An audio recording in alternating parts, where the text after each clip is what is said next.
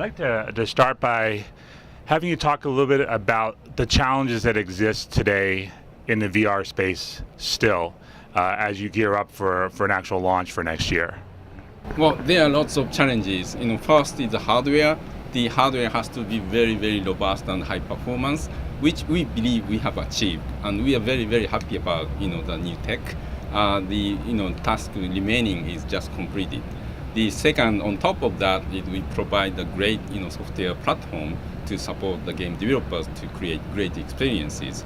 And great hardware is not enough because software, because VR is such a challenging new medium that developers, all of them have to learn how to design it around the new paradigm so that people have great VR experiences. So that it takes a lot of learning and communication with developers. That's a second challenge. And the third challenge is to communicate to consumers. Because before, until you really try it, you don't understand, what amazing experiences that VR can deliver. So, getting people to try it, millions of people, it's a big challenge. So we have to start, from, enthusiasts or people who come to, events and get them to be excited and talk to their friends. So, many layered challenges still, remain before we launch. When it comes to VR, one of the things that Oculus has continually told me is that they're waiting until it's absolutely perfect because you kind of only have one shot to win people over. Can I get your thoughts on that? Yeah, we really would not want people to have a first experience that was bad in VR. So I think we feel that this threshold our hardware has hit is really where we want to have people be when they first try VR. And we had a good developer kit before this. I think it was good for developers, but now this kit is like the consumer level that we think people can enjoy. So we agree with that statement pretty much. Yeah, we totally agree with Oculus guys in their statement.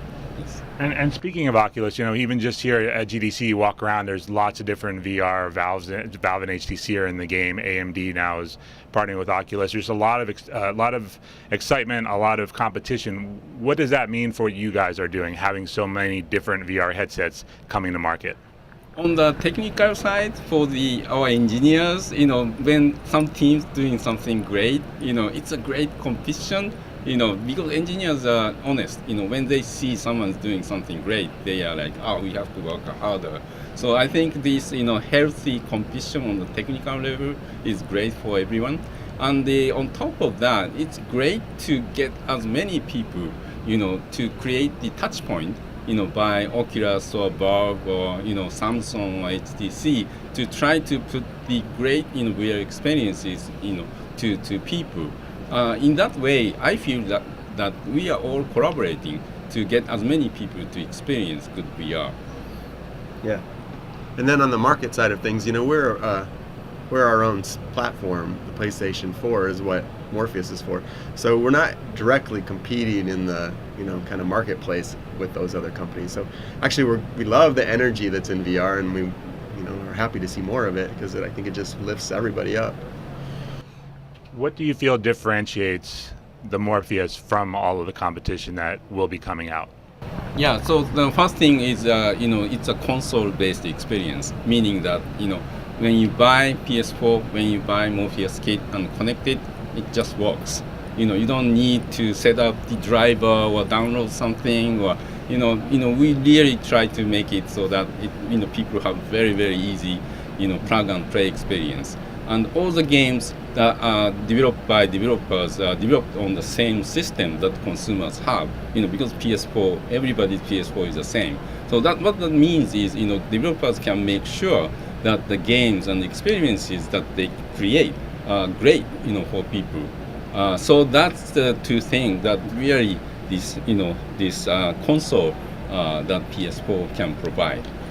Yeah, we have that big benefit that developers can tune it directly to our PlayStation 4 hardware and know exactly how it'll be. They can tune it directly to the DualShock 4 or the Move. They can, really know exactly how it'll feel to play it. It was several years ago that Sony made a big push into 3D television, 3D video games, and one of the big things that feedback from gamers was they didn't like wearing glasses. What differentiates wearing a headset from wearing glasses and watching a 3D experience or 3D game? Yeah, there's a huge difference in the experience itself. When people don't mind wearing glasses if it enables you to see things clearly, for example, right? And you forget that you are wearing glasses. What the problem with the 3D TV gaming was, it created some depth inside the TV, but the actual gaming experience was pretty much the same. Because every game, 3D TV, stereoscopic game, also works on the regular, TV. So the depth is additional information that's not necessarily needed to create the unique experience. But the VR really puts you inside the game. That's totally new experience that you cannot get without wearing the headset. So the people who love these VR experiences, I don't think they will mind wearing headset.